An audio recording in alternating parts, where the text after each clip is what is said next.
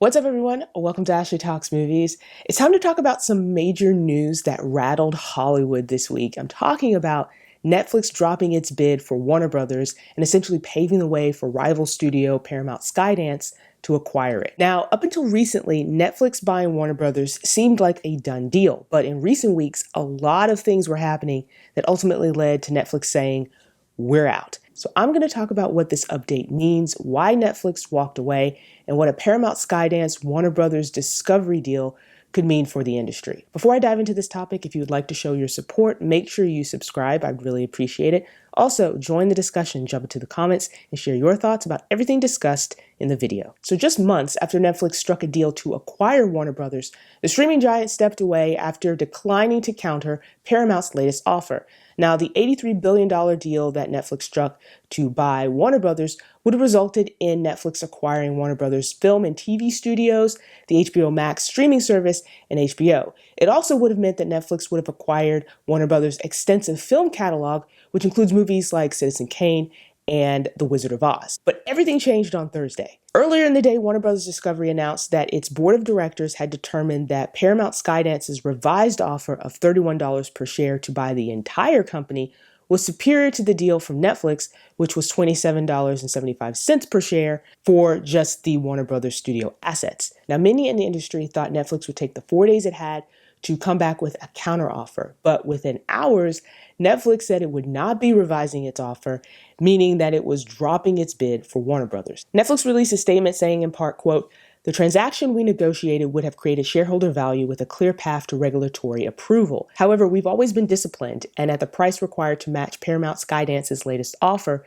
the deal is no longer financially attractive, so we are declining to match Paramount Skydance's bid." The company went on to say, "We believe we would have been strong stewards of Warner Brothers' iconic brands, and that our deal would have strengthened the entertainment industry and preserved and created more production jobs in the US, but this transaction was always a nice to have at the right price, not a must have at any price." So it's clear that Netflix was very interested in Warner Brothers, but it had its limits in what it was willing to pay.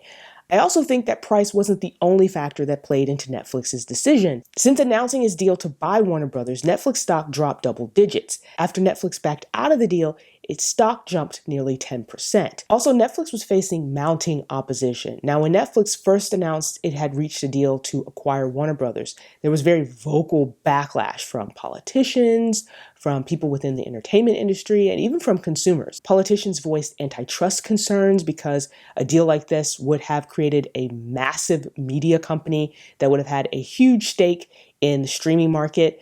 There were actors, writers, and even entertainment guilds who were concerned about potential job losses. And there was also concern about how a Netflix Warner Brothers deal would impact the movie theater industry, since Netflix in the past had been very resistant to releasing their movies in theaters. But the deck seemed to be stacked against Netflix more and more in recent weeks. Director James Cameron, for example, sent a letter to US officials saying that a Netflix Warner Brothers sale would be, quote, disastrous for the theatrical motion picture business. And on the day that Warner Brothers said that Paramount's deal was superior to the one offered by Netflix, Netflix co-CEO Ted Sarandos was in Washington meeting with officials in the Trump administration. Now, the details of those meetings has not been released, but it was likely that Sarandos was there to see what needed to happen to get this deal through regulatory approval. So with Netflix bowing out of the deals, Paramount Skydance has emerged as the winner.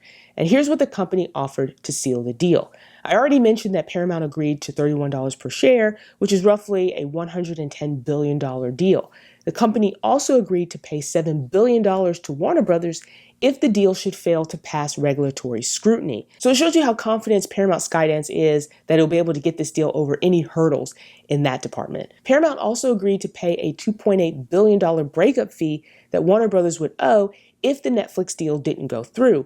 And on Friday, Netflix revealed that Paramount had paid the fee. So I guess for Netflix, it's kind of a consolation that they didn't walk away completely empty-handed in this whole thing. Now, Paramount had other forces working in its favor. Not only was it able to raise its offer against Netflix because of the backing it had from billionaire Larry Ellison, co-founder of Oracle, who also happens to be the father of Paramount Skydance CEO David Ellison, but it also seemed like the company was in better position to get regulatory approval. Larry Ellison is a Trump ally, and David Ellison has his own political connections, and that seemed to win over Warner Brothers shareholders. But it also should be noted that Paramount is taking on massive amount of debt to make this deal go through. We're talking in the billions. Now, despite all the things I've mentioned, the deal is not done yet. It would need to get approval from US officials as well as European officials.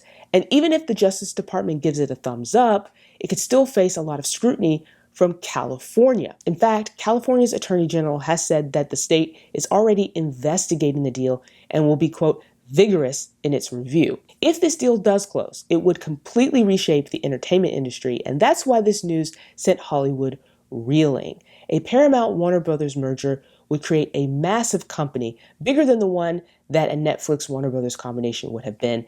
And it's just further consolidation in an industry that is really struggling. Paramount would gain Warner Brothers studio assets, HBO Max, but it would also gain Warner Brothers cable networks like CNN, TNT, TBS, Discovery Channel, and more.